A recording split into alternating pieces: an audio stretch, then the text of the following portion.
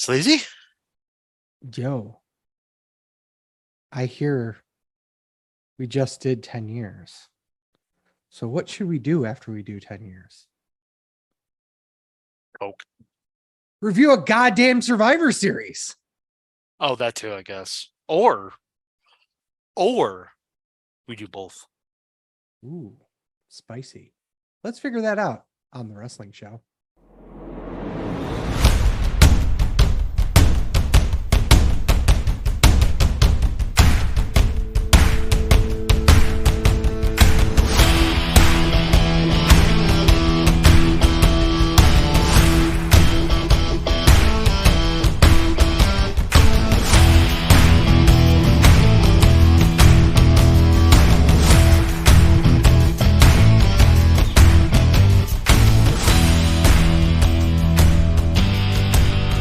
Welcome, everyone. This is Sleazy. This is the Fat Man. Welcome, everyone, to another wonderful episode. Today we're kind of kicking it old school. Chip will be on a little Maybe question mark? The Canadian Godfather is also not going to be here for a while for tonight, but what else is new? I mean, 10 years, we're still doing the same shit. Reviewing Survivor series, doing a bunch of garbage. Do we want to do news and rumors first to give Chip? Yeah, let's do news and rumors first to give the fucky facey some time to get on. Fat Man's tired. I've been tired for months. Well, it's what are you, 2 days away from surgery? If you guys are listening on the podcast feed, I already had surgery. So make sure you give him some and then happy. If you're watching live on Twitch, I am 2 days away from surgery. Either way, give him a bunch of, doo-doo butter? No, positive affirmation on your Facebook, on your Twitter, and whatnot. Yay. Seriously, though, it's a lot, but hopefully it'll get some pain reduction for you. On this, and then I still got this to get done. Yeah. Hey, you're actually starting to sound better, so. I am. So that's good news. The neck's not feeling better, but I'm starting to sound better. Yeah. But because when I got actually my next, I'm trying to prolong this, as you can tell. I have my next physical therapy point, my last one tomorrow. And when they do the stim, like my right side, I have like at a 10. My left side, I have like at a 15 because it's just so weak on this side. It's so numb that I can barely feel the stim, which is essentially just like a electric massage. Right. And it's just, it's not great. So. Yikes. So, yeah. So I know that my neck's been hurting a little bit more today than it has been in the last couple days. So we'll get to okay, news and rumors. So the OC took to Instagram last Tuesday, of course, to announce that Carl Anderson will defend the Never Openweight Championship on Wednesday, December 14th at NJPW's World Tag League and Super Junior Tag League Finals event. The announcement followed the storyline in which NCTW threatened to strip Anderson from the title and reports that he and Gallows may be working NJPW dates in the future, including Wrestle Kingdom 17. According to a new report from Fightful, Anderson will still work more they literally just said that after his defense that December. Anderson and Gallows were said to have been penciled in for Wrestle Kingdom and had plans to work the big event. Again, just said it. Don't even know why they got to keep repeating it. They agreed to those dates before leaving Impact in September.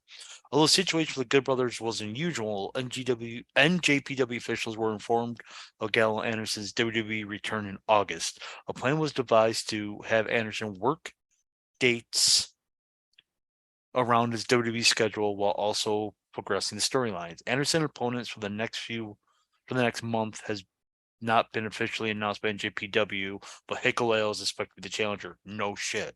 Right. And that's essentially it. If you watch the actual video, I do follow Gallows, Anderson, and Anderson's wife because duh. There was a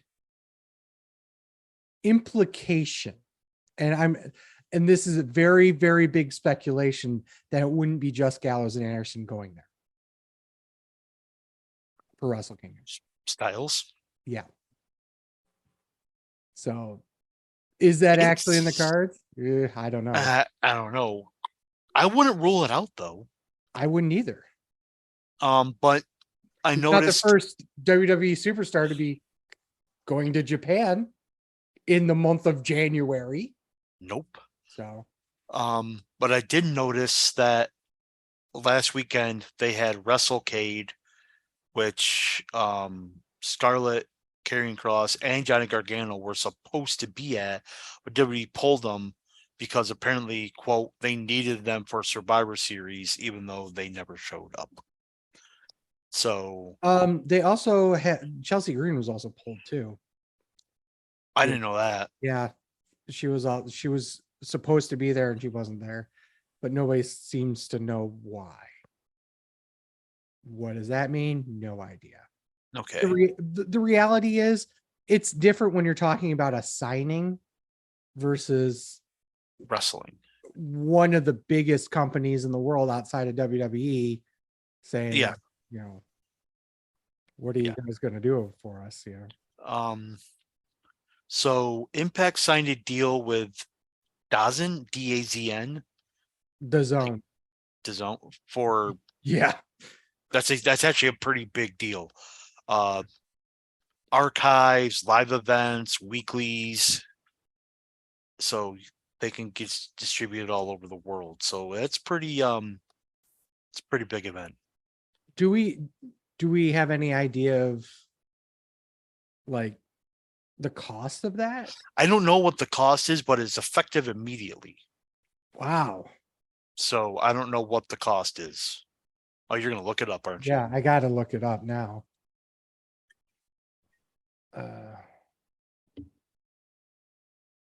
Because that's new, complete news to me. Because that will be one of their biggest, I don't want to say forays, but definitely one of the biggest pushes into a worldwide market. They needed that. Yes, they did. So it's huge. It's huge. It's essentially their version of Fight. Like the UK's version of Fight is essentially what this is. If I write it correctly. So we'll see. I mean, but okay, so I don't really have much of anything on here because either I don't have rights or I'm not signed in or whatever, or America. I don't see any, I don't see Impact on there, although I do see the story about them signing the deal. So obviously it's true. Or maybe it's not effective immediately. Maybe I thought it was effective immediately, but yeah, I don't know for sure, but obviously if it's true, then that's great for them. And I'm happy for them. Okay. Randy Orton had back fusion surgery in October. Jesus. But I guess his dad says today that he's healing well and he expects Randy to be back in the ring when there's been some speculation that this could end his career. Yeah. So I guess that's kind of why they're doing the whole Elias Riddle thing now. But yeah, I'm not here, but it's talk about a downgrade. I'm sorry. Sorry, Elias, but you're a downgrade 100%. From Randy Orton. Yeah. Some more injury thing. Apparently, Latin Flair had surgery on a torn pectoral muscle. The Cody Rhodes special, I guess. It's because his wife's flexible. I have no clue. There's got to be some joke in there somehow. And then Logan Paul, which we reported to have torn MCL, ACL, meniscus. Apparently, he just tore his MCL. It was a grade 3 tear, which means he won't need surgery. That's good. And he should be healed in 6 to 8 weeks. So he should be ready to go by Rumble. There's your surprise entry. Yep. 2023. Sasha. You Apparently, can, this might is as well stop calling her that. so. This is why I think this particular story is bullshit. Apparently, her WWE return is delayed due to money issues, and I put money issues in quotes Yeah. Okay. because she's still in her contract. She breached her contract. Yeah. She's not getting a new contract unless she negotiates for one. If that's what that is, that's fine. But I don't think they're going to negotiate with someone who walked out. Be all like, this is your contract. When it's up, we can renegotiate.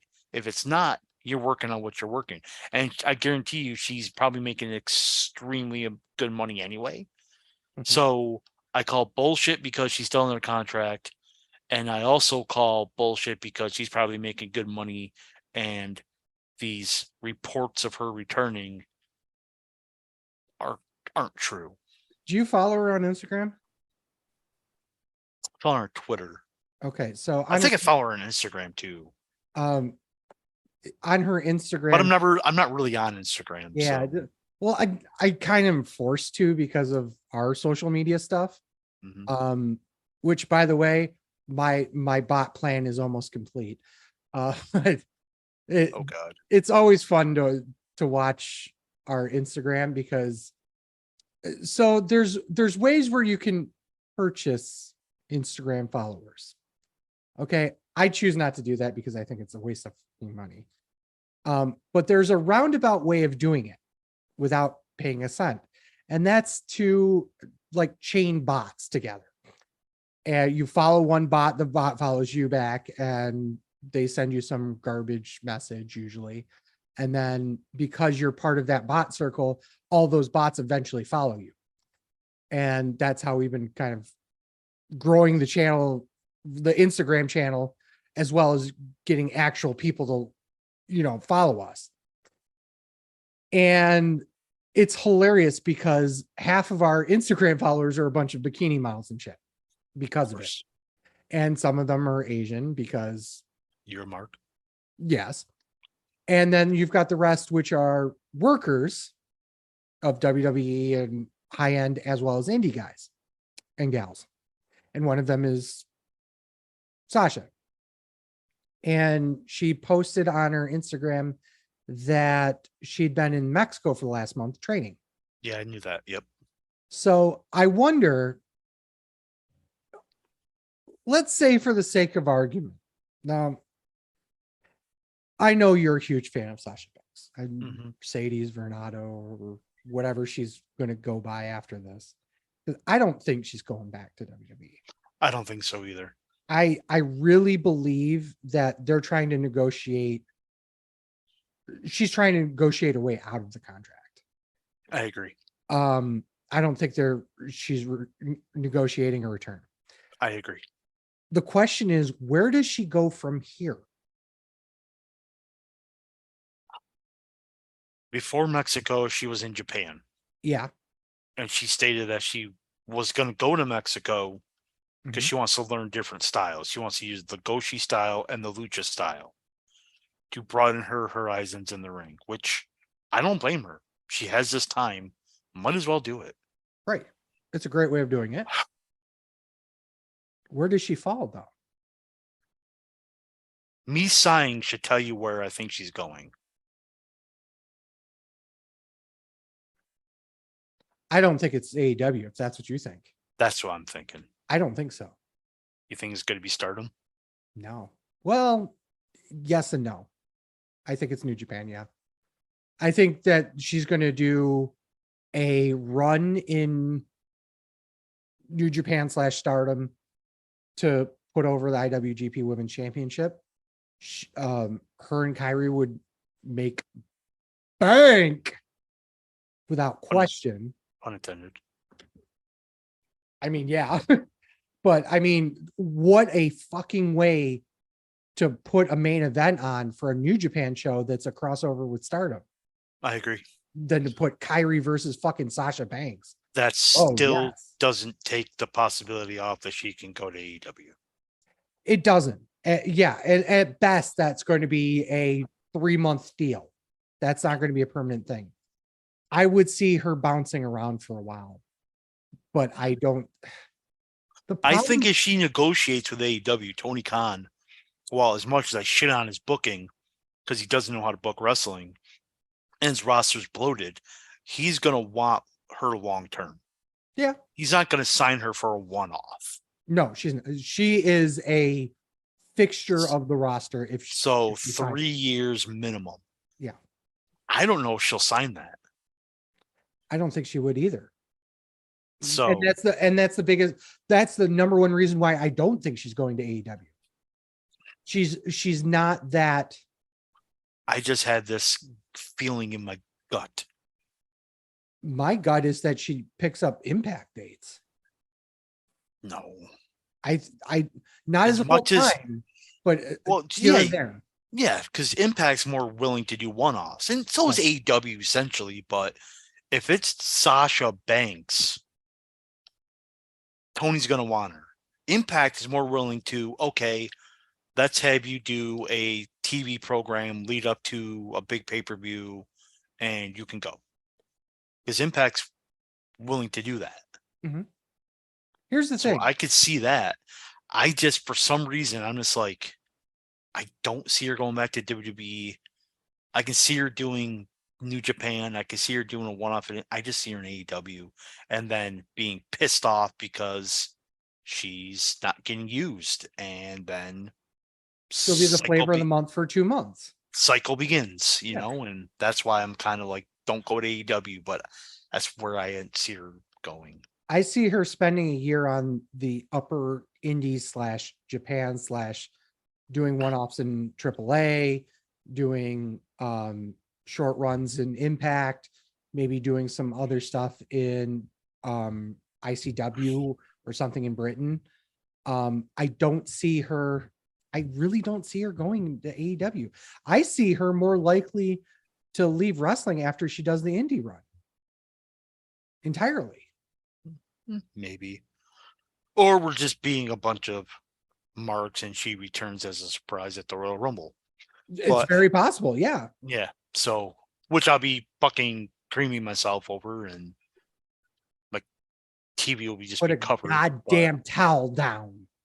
Hashtag It can be down, but it won't. But it'll be all over my TV. No. So, yeah. But one more piece. Let's move on.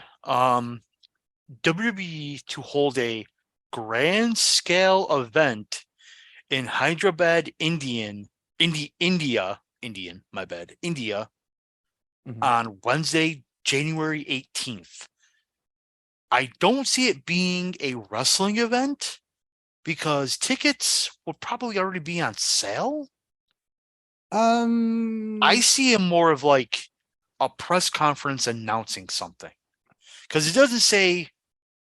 I don't think it's going to be a wrestling show on a Wednesday. I don't think it's going to be a wrestling show. What is it? Where is the place? Hyderabad, if I'm pronouncing it right, Wyderabad, India. So I'm just pronouncing it America style. Hyderabad, India. Okay, so it's a big city. So I'm assuming it's a press conference, probably announcing NXT India or something like that, is what I would think it would be. I don't think it's going to be an actual wrestling event. So I'm trying to get an idea of. It's Southeast India. it wouldn't be surprised. Where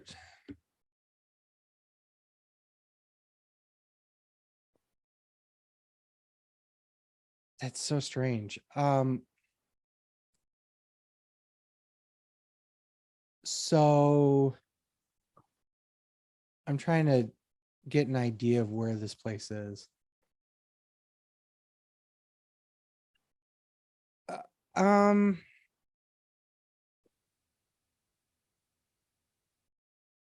I don't know. I really don't know. The thing is that it could be for a bunch of different reasons. I'm trying to see where Kali was from. Pujambi. Wasn't it Pujambi? He was billed from Punjabi, but he's not.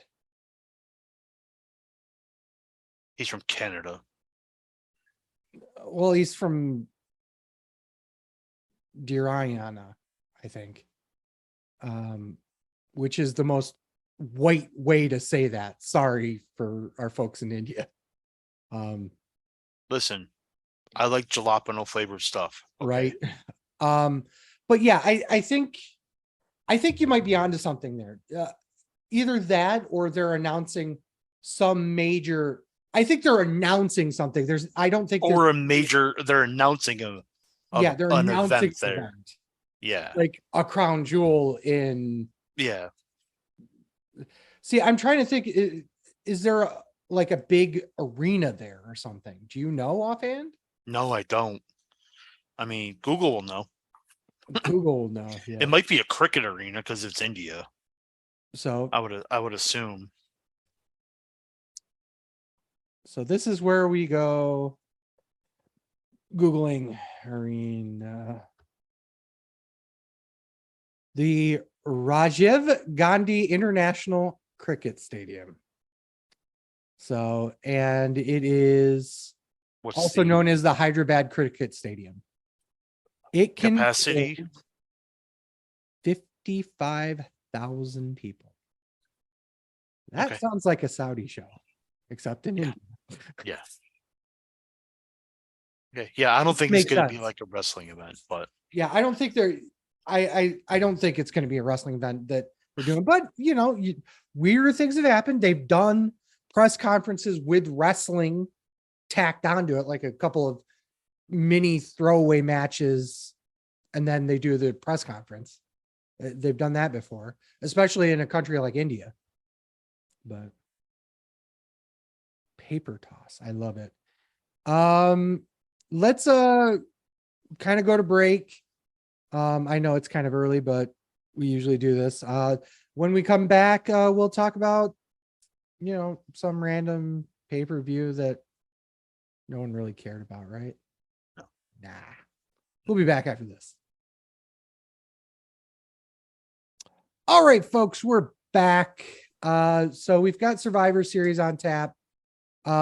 Chip isn't with us yet. He might jump in while we're kind of doing this. So if we catch him, you'll probably hear why. So did you watch the pre-show? I did.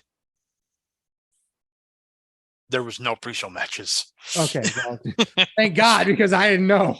Do you notice that under Triple H, there really hasn't been pre-show matches? I don't think it makes sense to do them. I really don't. I don't either. I get why it was kind of like a taste, but if you're putting it, okay. So this was something new I didn't realize, and Fatman kind of smartened me up to this. Apparently, on the $4.99 plan of Peacock, you could still watch WWE content. I was not aware of that. I thought you had to buy the $10 a month plan. Well, so spoiler alert, Chip and I recorded a watch along, and spoiler alert, I got the $9.99 version. Chip has the $4.99 version. That's what he said, because he was having commercials during our event that was 29 years old, and I didn't. And he said he had the $4.99 version. I did not know that was even a thing. I really didn't. Because I know there is also a free version of Peacock yes, where you can watch select stuff. So I would assume the $4.99 version you could probably watch maybe WWE Network with commercials. And I don't know, and probably the live ones is what I maybe would it's assume. not the live ones. Or Maybe maybe that's it's what not. it is. But I didn't ask Chip if he was watching those Survivor Series live or not. Maybe not. So I'm not. I didn't ask him if he was watching those live. But It's funny because I actually get the $4.99 version of Peacock for free because I'm an Xfinity customer. And Xfinity is owned by Comcast, which is what NBC is, or that whole conglomerate thing. So Mhm. I technically pay half price for Peacock Pro, whatever the fuck it is for the Yeah, So I actually paid $4.99 for the $9.99 version. right. But the point is that I could, in theory, get that first part free without any problems. You just get it with commercials. Right. Everything with Which commercials. I'm okay with, I guess. If I really didn't want to watch the commercials, there's other ways of getting it. I'm just going to leave it there.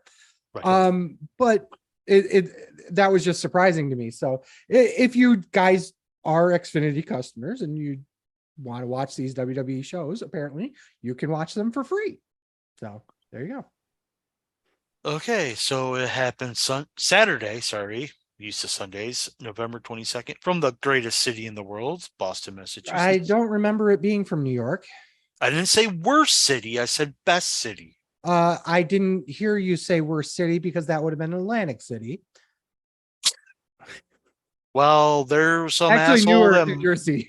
I say there was some asshole that moved closer to it because question mark. I love shit. Okay. You love shit. So Survivor Series opened with the women's War Games match. Team Belair, which was Bianca Belair, Alexa, some Asian, some other Asian, and Becky Lynch versus Team Bailey, which was Bailey, another Asian, Dakota Kai, Nikki Cross, and Rhea Ripley. Okay. Who started the matches for their Hold on, I'm getting there. 39 minutes or 40 seconds. Can't give this 4 stars. Dakota Kai and Bianca Belair. Okay. So that means in the cages were Asuka, Alexa, Becky, and Mian. And then on the other side was Bailey, Io, Cross, and Rhea. Mm-hmm. Did I get that right? Yes. Which cage would you rather be locked in? Damn, there's too many Asians in one. There's only one Asian in the other. Come on, Alexa's in one. I had to go with the Alexa one. I guess we're both stuck in the same one. I had to do the Alexa one. That was the only bit I had for this match because the match was fucking phenomenal. And I'm not saying that just as a women's wrestling mark. I'm not saying that just as a fucking Asian mark. The only thing that took away from it, and this is shocking to me, but Io Shirai was a mess. Literally. So apparently she collapsed after the match and she was walking around Raw with a neck brace. Yeah. So she legit got hurt in the match. Yeah. And you could tell that everything she did after like the first minute or so was just off. And I hope to everyone that walks out of these types of matches, if they get hurt, to get better as soon as possible. But holy shit, god damn, pal. There was one spot she tried to do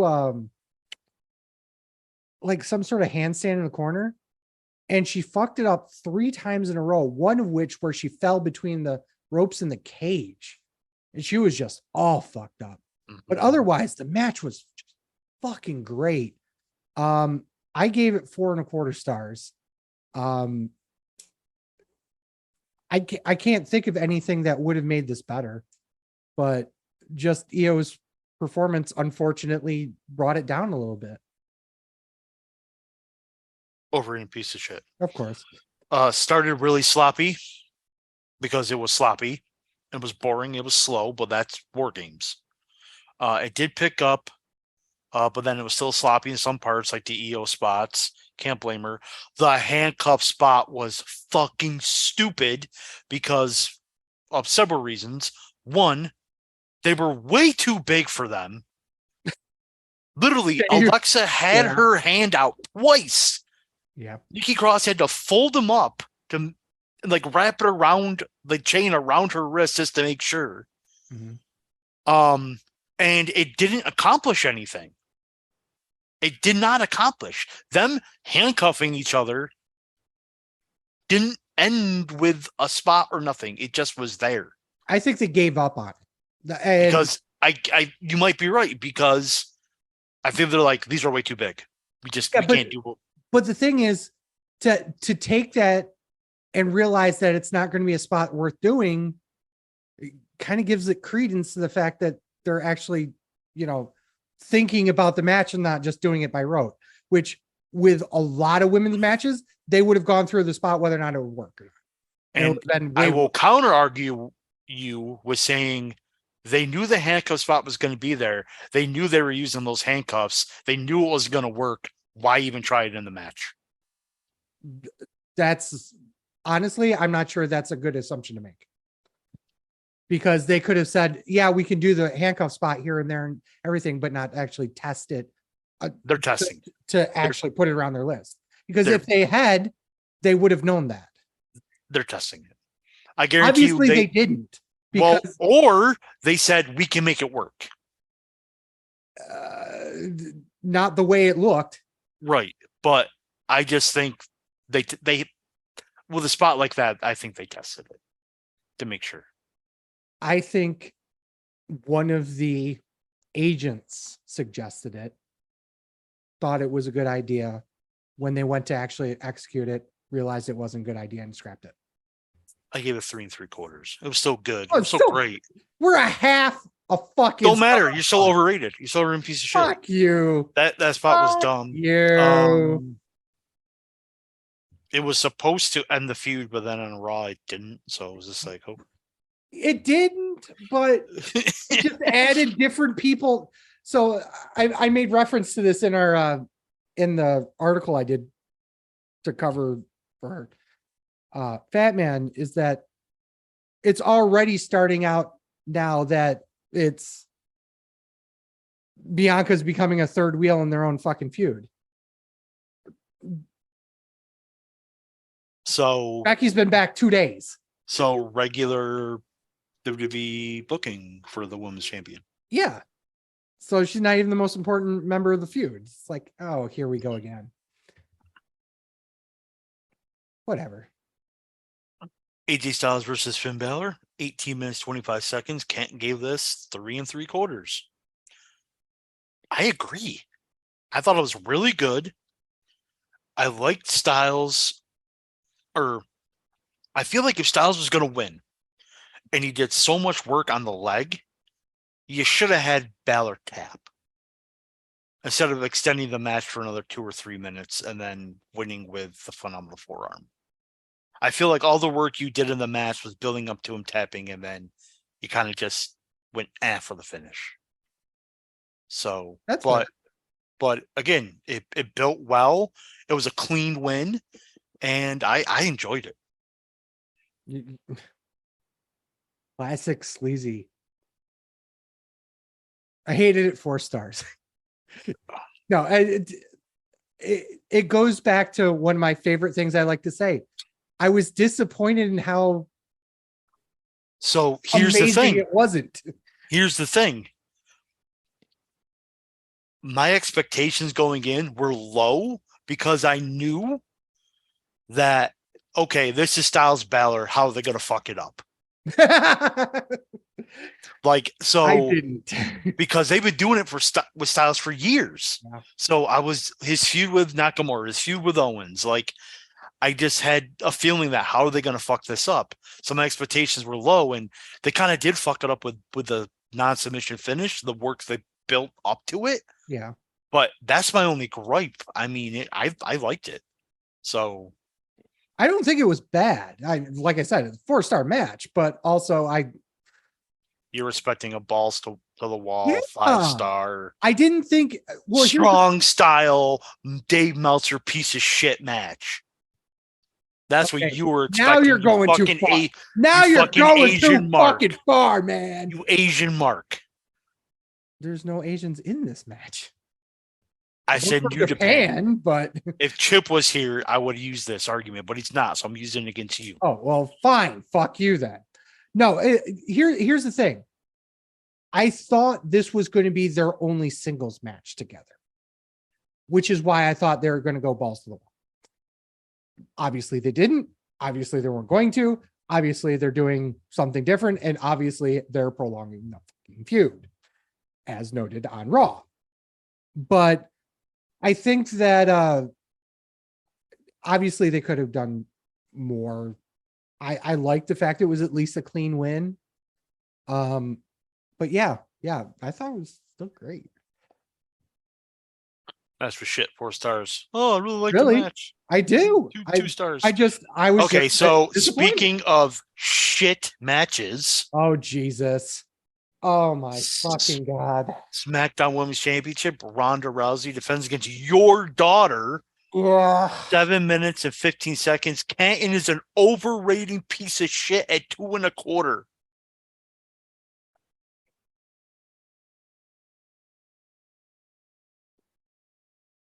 1 star. And I think I'm being generous. And I'm going to say this with all due respect to Shotzi. Love her like a daughter, as she is my daughter. I think. Yeah. Your real life fake daughter.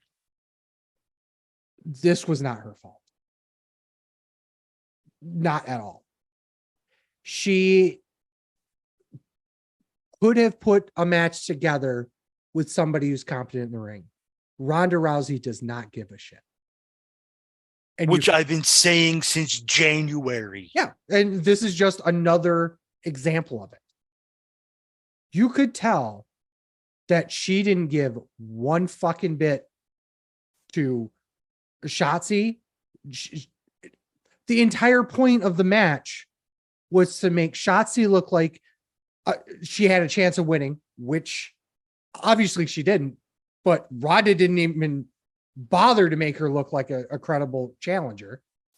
Nope. And what is the biggest thing that I always talk about when it comes to, promos and stuff like that is, as a heel, you need to build up your challenger, because if your challenger ain't shit and you beat them, you beat nobody. But if you get beaten by the nobody, you're even worse off. So one of the last SmackDown articles I said was after Shotzi won the number 1 contendership match, she immediately gets the fuck beat out of her by fucking Shayna Baszler. So I'm like, you just lost all credibility there because she's getting beaten up by Ronda's lackey. Right. So you're not even building Shotzi up right. Yeah. So you built her up to not having a chance, and then Ronda didn't give a shit about her having a chance. So. And then had that dangerous fucking match. Yes. There were multiple spots in that point where Ronda did not protect Shotzi. Which, you looking back on it, she hurt Alexa twice. Yeah. Dude, literally. So literally, I said 1 star, and I think I'm being generous in my notes. Really? I said fucking awful. There was "We Want Sasha" chants, which I adored. Of course. But it was terrible.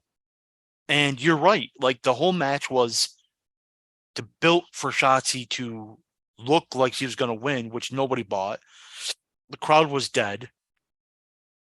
And this was, quite frankly, obviously the lowest point on the card of a spoiler. Really great fucking show. Yeah. So Ronda has regressed in the ring. She was actually getting really good. Then she left, and now she's just not caring. Mm-hmm. And anybody, for some reason, even if she's at ringside, anybody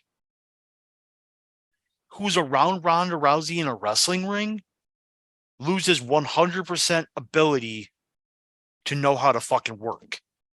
It's insane. It's insane. I don't. Well, the okay, the if one Baszler person told you- Shotzi match was terrible. Yeah. And it was none. And to be honest, it really was none of their faults. But Ronda was there. Yeah. It was so weird. Every time Ronda Rousey's at ringside doing commentary against two people who are capable of a match, the match is garbage. It's like you lose all. Like they just forget how to work. Yeah. Well, I don't understand it. I can tell you one thing is that Ronda, you can tell that Ronda's thinks that she's got this down now. And it kind of reminds me of you're in the locker room and this kid, greener than shit, he's starting his third year. He's trying to figure out, he's got a couple moves in the back, in terms of, everyone wants to come and see me do this move and stuff like that. Or everyone wants to come and see me here now. He sold 2 tickets because his mom and his sister came, but. Oh, it's you.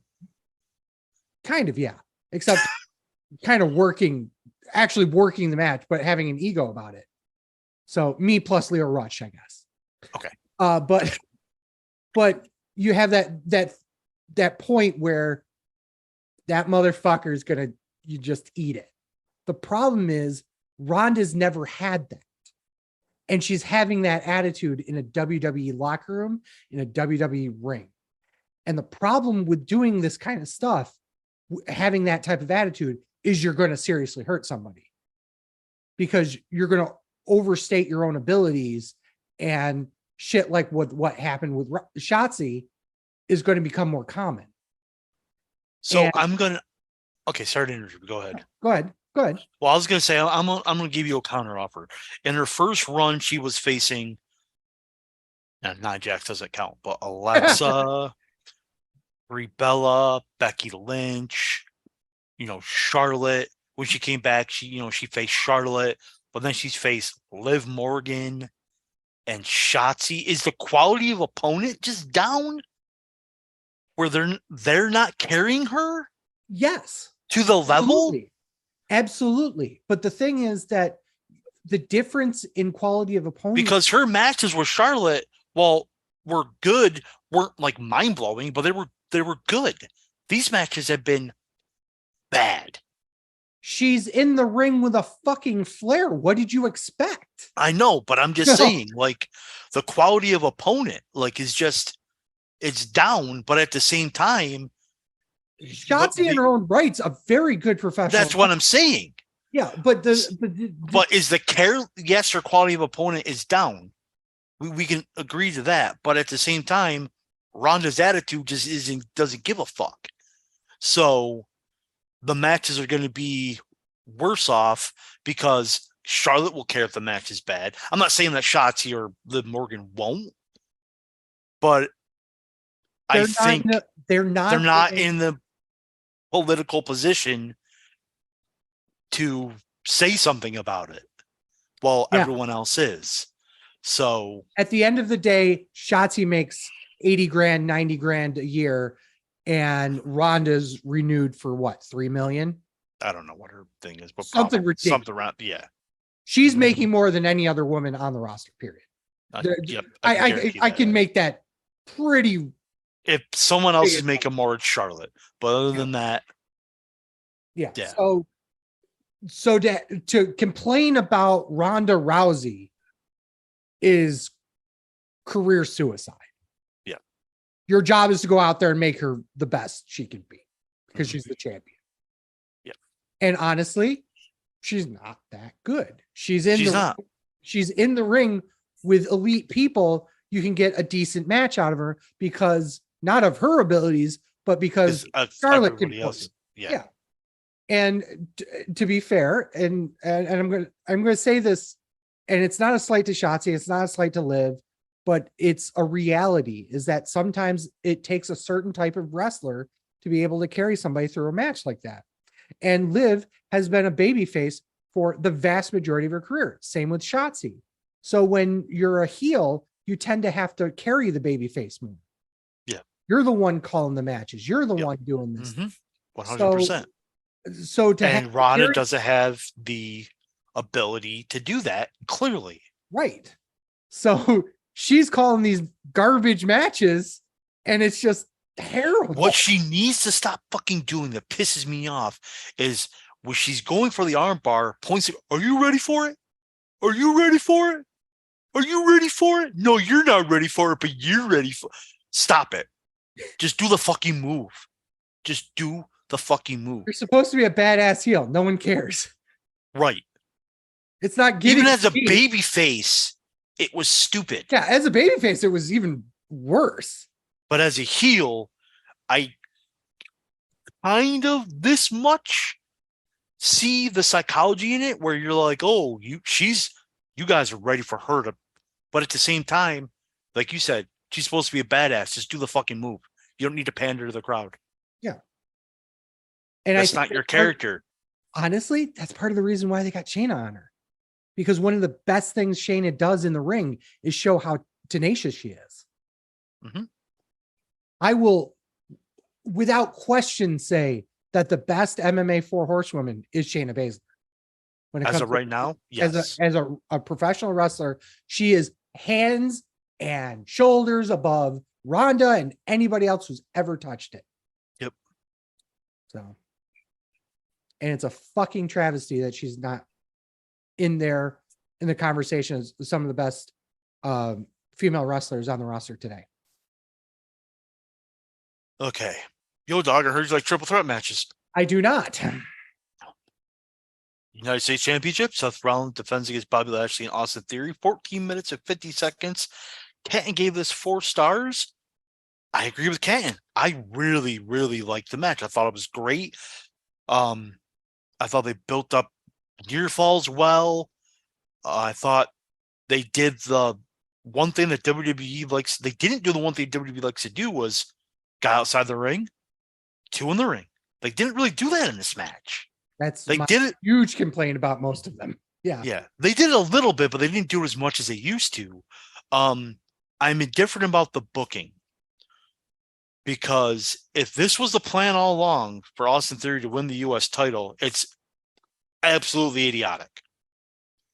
But if they did this because of fan backlash of him losing Money in the Bank, then I'm kind of champ.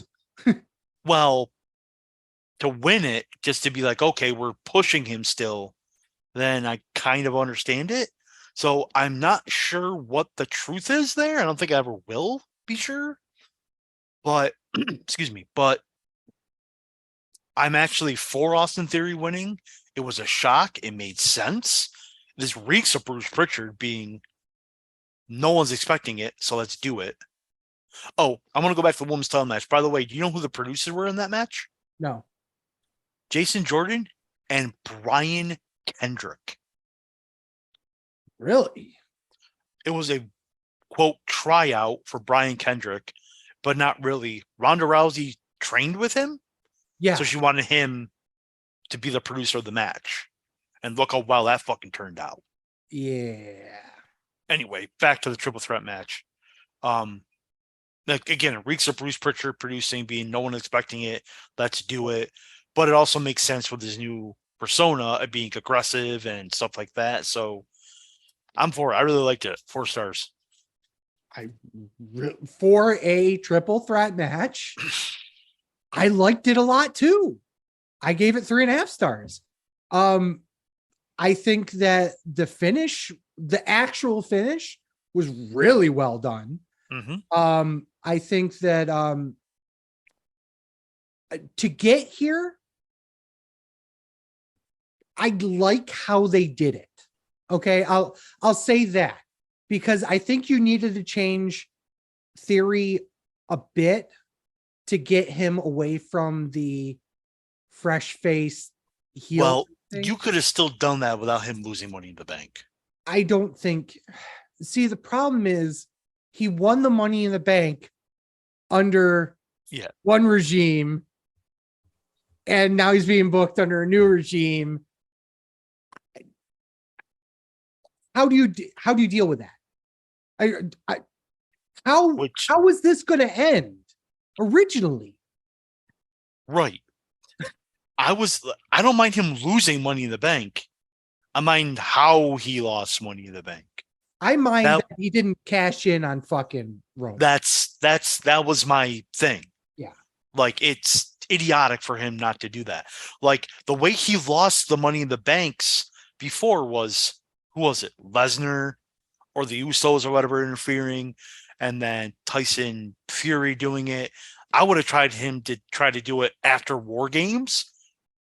Like, everyone's down, and then him doing it, but then getting attacked by like Bloodline, and then that's where you switch him, being this aggressive person, because it would make sense, being more aggressive. Like, I lost everything to this. I tried so hard to make this work, and I still couldn't get it done. And it's because I fucked up. Yeah, so I see what you're saying there. Yeah, so or he's not able to cash in for a third time, but still keeps Money in the Bank and still keeps the more aggressive persona, because that will still also fit. He has to be more aggressive in trying to cash in Money in the Bank. Yeah, but the problem is that him losing it would make sense for the new persona, but you could still make it work either way. I think I'm just saying cashing in was dumb. The way he did it was just idiotic. That was the only thing I had. They tried to rationalize it, but yeah, you're right. It made no sense. It still made no sense. Here's the thing. He would have been better off losing. Oh God, I can't say that. I can't believe I'm saying this. But he'd be better off losing to Braun Strowman or Braun Breaker. Braun Strowman. Wow. Braun Breaker. Because at least it would have been a world title. You know. Mm-hmm. Yeah. Let's be honest here. The United States Championship, as much as Seth Rollins and Lashley are doing a great job of elevating the title for Raw, it's still a tertiary title. It's considered a tertiary title, not even a secondary title. Right. So it doesn't. He has to lose it, I think, to get that new persona. Okay. But there's a million different ways he could have done it and make it look a lot better than what the way they did it. But once again, you got chicken shit. You got to make chicken salad out of it, to borrow another Bruce Pritchard phrase, because I think this reeks of Bruce Pritchard. But yeah, I like Austin's on there. You know what the biggest problem I have with the entire match was? Fuck your entrance. We're going to play a fucking ad over it instead. I have notes on that for the end. Okay, then I'll leave it from that. Okay. Main event, men's WarGames, the Bloodline, which is Roman Reigns, Sami Zayn, Solo Sikoa, and the Usos. No. Sami Uso. Thank you.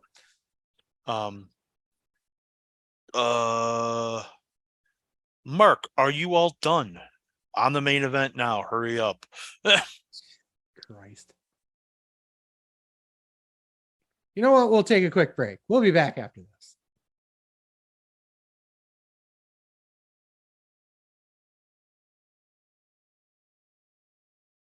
Okay.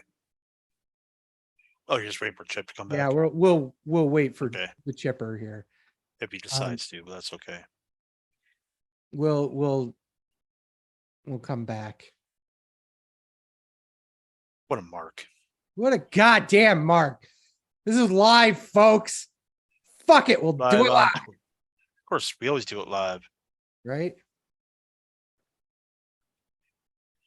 I am kicking him from the group if he asks. What's the link is? You already know what's gonna happen. Just send it. Like I said, I spoiled them when you were them. Oh, there he is. Spoiled them like fucks. There he is. Goddamn Mark is here. He's connected to audio. Connect to your goddamn audio. He muted himself. And what the fuck? And see a forehead. I didn't mute myself. It mutes you as you walk in, I think. Yeah. Can you hear me? Yes. Can you Okay. hear us? No, we had a problem last night on the pop-up show to where my audio would not come through. Yeah. At the end, his audio was all like,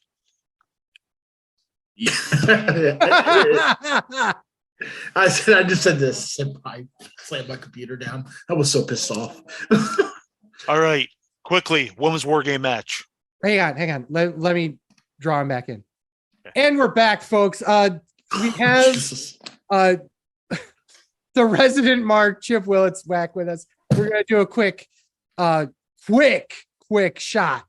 Ready? Go. Women's war game match. Thought it was really good. Started out slow, ended up very well. Love the storytelling. 3.5 stars. Styles Balor. I wanted more out of that. I think the match on Raw with the club versus Judgment Day was way better than their match on the pay-per-view, but Styles did break his pay-per-view streak. Finally. I can't believe he won a phenomenal forearm. It had chances of it had good spots and parts in it. It could have been a lot better. So I'll go 3. SmackDown Women's title. Not even maybe half a star. I have nothing else to say about that. It was bad. Okay. Triple threat match. US title. That was really good. I'd say 4.25. The right guy definitely won, and the way he won, I love it. I'm really liking this new Austin Theory. Liking it a lot. It reminds me of early Seth Rollins meets Ruthless Aggression, John Cena, and I've been saying that for a while. Okay, we're all caught up. Close on, Cool. on quite a few of them, actually. Yeah. Oh, really? Yep. Yeah, Cool. Men's war game match. The Bloodline. Roman Reigns versus Sami Uso Thank you. versus Solo Sikoa versus the Usos versus the Brawling Brutes, Drew McIntyre and Kevin Owens. 38 minutes, 30 seconds. Canton gave this 4.25. Sleazy. It was a masterclass in storytelling. So many stories going on at the same time. It was absolutely beautiful. I give it 4.5 stars. To already say what was it missing from Ryan, because he's not here. I have to say it to myself. I think Time out. What was it missing? A. Thank you for that. I think the one key element that was missing was the fact that the finish, while it needed to be done the way it was done, kind of took away from the other people in the match. It felt like that they're kind of like, okay, ignore everybody else. We're going to focus on this only. That would be my only complaint, and it's not that much of one. But otherwise, the pacing was great. The big spots were great. The how they dealt with Owens and Sammy throughout the time was great. The fact that under normal circumstances, and Fat Man will tell you, the heels always win the flip. Well, they didn't in this kind of in this particular match, yet they did it in such a way that it didn't feel like that the heels were the underdogs throughout the entire match, which is very hard to do. So once again, absolutely masterclass in storytelling. Really great, well done match. I will always complain about the fact that it should have been the club versus the OC, but in this particular circumstance, I don't think they would have gotten a better match than this would have been. Okay, you're wrong. About the club and OC. Like, what the fuck? You're just wrong. Also, I think the faces having the advantage hurt the match. But you're also right. We're saying it didn't seem like it because the Bloodline's been a unit. And the reason why I said it's also, Sammy and Jay pushing each other mid-match. And it's just like, so, yeah. So I guess it didn't matter. but I'm in this. I think they should have switched the War Games to where the faces got and the women got the advantage and the heels got it here. But in the end, it doesn't really matter. I agree with John Kent. 4.25 was great as expected. Storytelling was great. Made sense. Roman's facials throughout the whole thing, even after everything. If you noticed, when they were all holding hands at the end, Roman was still side-eyeing Sammy. So just little subtleties that makes this great. So Love how Roman was sitting in a chair the entire time. That's something Don't make that comment. He's like, is he fucking sitting in a chair? How's he in a chair and no one else does? Why the fuck not? He's the tribal chief. Just gonna say he's a tribal chief. Duh.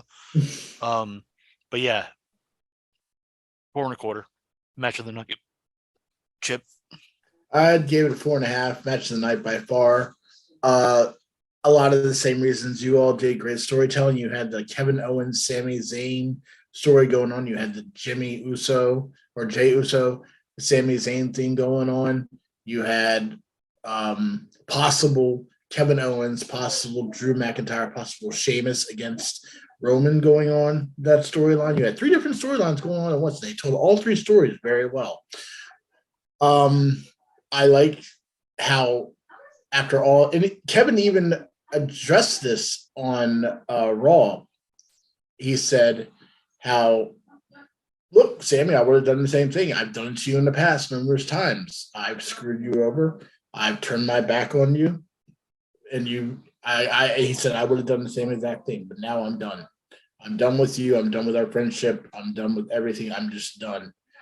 And then Jay pokes his head in and he's, oh, I'm not done with you. I can see him going through every member of the bloodline and then getting Roman Reigns again. So I may be wrong about this. I don't remember.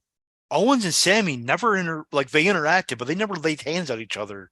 Except for the low blow that Sami Zayn. Except for the low blow. Mm-hmm. So that was another little subtlety there where they're like, they protected that. Yes. Very well. And I loved it. I loved it. They were eyeing each other, like the time when he took Jay away from getting hit and then Kevin just stared at him and he stared back. And it just carried on to one of the best hours in Raw I've seen in forever. That first hour of Raw was killer in every sense of the way. And it started with the leading of the bloodline coming out and them readdressing the whole Sammy Jay thing. So, but definitely 4.5 stars. Great storytelling all around. I couldn't ask. I mean, yeah, I don't know if I could even ask for a better WarGames match. It was just really good. It was a WarGames match, but it had a great wrestling match involved. And it wasn't all about the hardcore like the women's was. It was all, this is more like Triple H said when it came time to announce WarGames is coming out. It was going to be storyline driven. And goddamn, was it not storyline driven? You had 3 different storylines going at the same damn time. And they told each one so well. And there's going to be so much to come. And there's different ways they can go from all of these just by putting these 3 stories into a situation. Because now you have the Brawling Brutes that can sit there and go harder at the Usos for the tag team titles. I mean, there's just so many different storylines you can derive from this one match. Yeah, but nobody's talking about the most important storyline out of the entire show, which is Io Shirai and her love of getting herself into trash cans. Oh my God. We were watching it, me and Dylan, and I said, is she going to go into a trash can again? Oh. And I'll be like, God damn it, there she goes. And then again, the moonsault spot off the top of the cage like she did in NXT. This time, and then yesterday she was nursing the neck, so she sold that very well. That was not nurse. Oh, really? Not yeah. work. Oh. Mm-hmm. So final notes. Overall, I really enjoyed the show. Obviously the only down part was the women's SmackDown title match. But I also got to mention, and Sleazy's mentioned this before, but it's way more obvious this time. So much fucking filler on this show. You don't need. I kind of sort of understand a commercial between matches, but you don't need 5 to 7 minutes of a wrestler profile who's not on the show. You do not need it. I can understand doing that on a Raw for filler. You do not need it on a pay-per-view or a premium live event or whatever this fucking thing is. Get it off them. I'm sitting here being like, this show is 3.5 hours long, and it could easily have been a tight 2.5 hours because of the fucking stupid filler they had in between it. Just knock that shit off. It was 2.5 hours for me. I have a fast forward button because I didn't watch it live. Yes.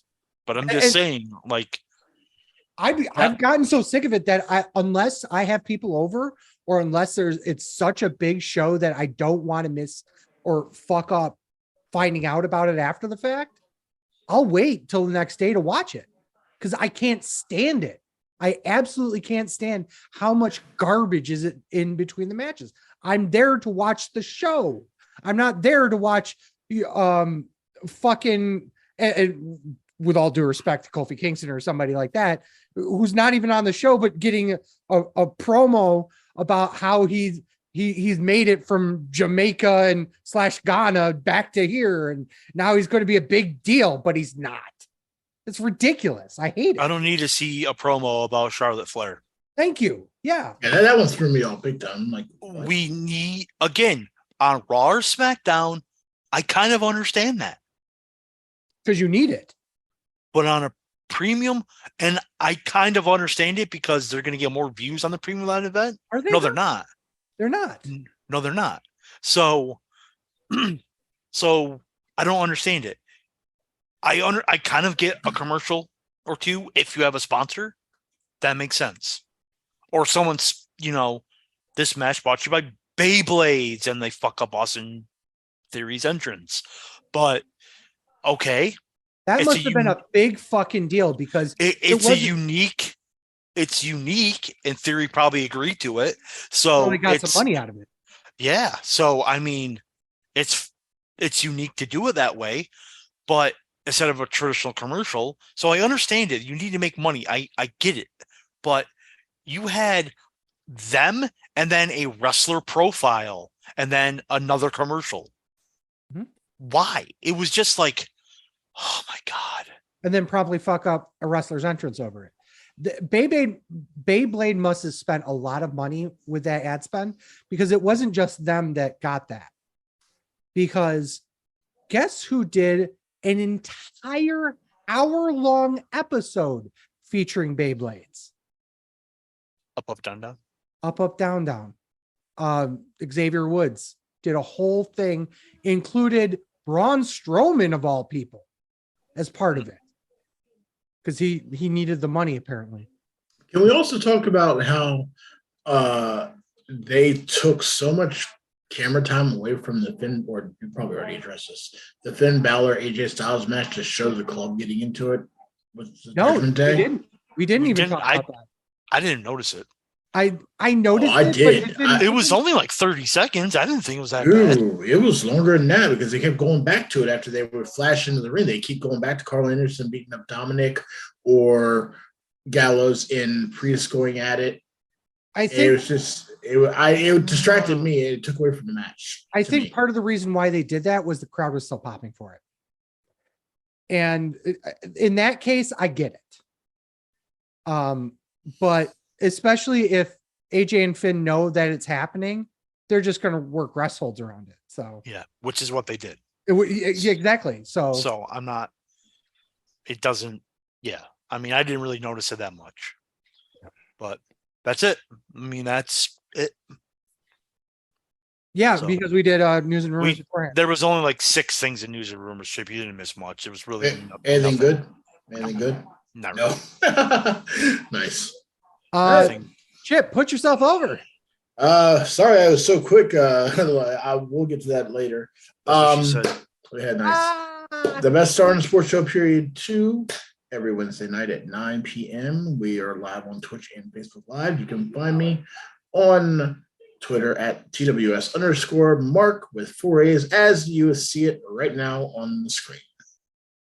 Awesome. Well, for our listener, Oh, probably sweet. Our multitude of fan. All right. On the podcast. Fuck Ryan because he's not here. But he's Ryan Buckgotch on TikTok, and he usually puts over the wrestling show on Reddit at r/the wrestling show. I'm at TW Sleazy. Yes, fat man. We are at Sleazy Fat Man on Twitter, Instagram, and TikTok. Please go over there, give us a like, give us a subscribe. You know that how that goes. Videos you can find on twitch.tv/SleazyFatman for our live stuff. YouTube.com/SleazyFatman for our podcasts in audio formish, and obviously these live Twitch shows. And then premium videos are on onlyfans.com/wrestling show, as well as hopefully one day Patreon. You can find all sorts of content. Patron. Yes, of course, right? You can find all sorts of content on the wrestlingshow.com, including articles. Fat Man's kind of laid up, but you're going to listen to my garbage talk about Monday Night Raw and Asians. And you're going to listen to it while reading it? Yeah, if you have like one of those screen readers. Hey, some of our fans don't know how to read. Don't you steal my shit. You already stole a gimmick from me. Don't steal my shit. I'm going to steal every single lawyered. Everything.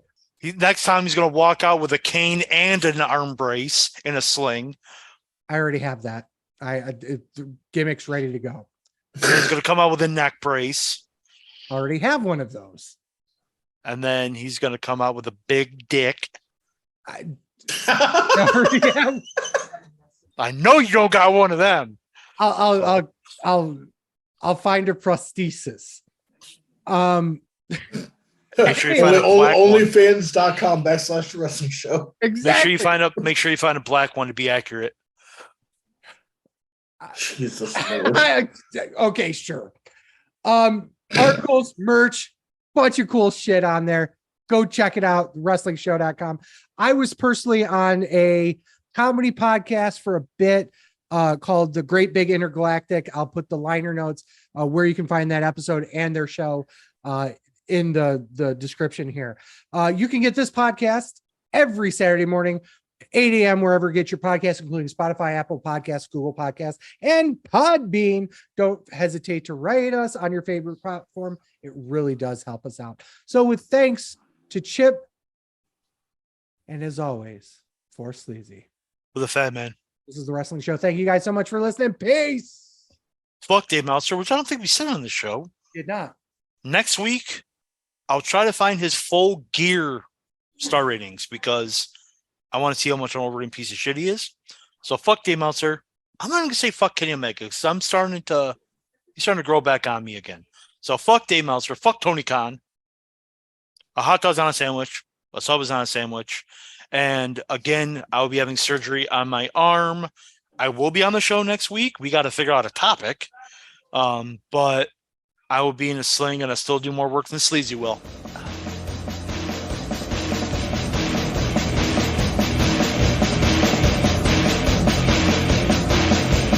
I'm a truth that you seem to run from. I'm an army of one. I'm a clip in your gun.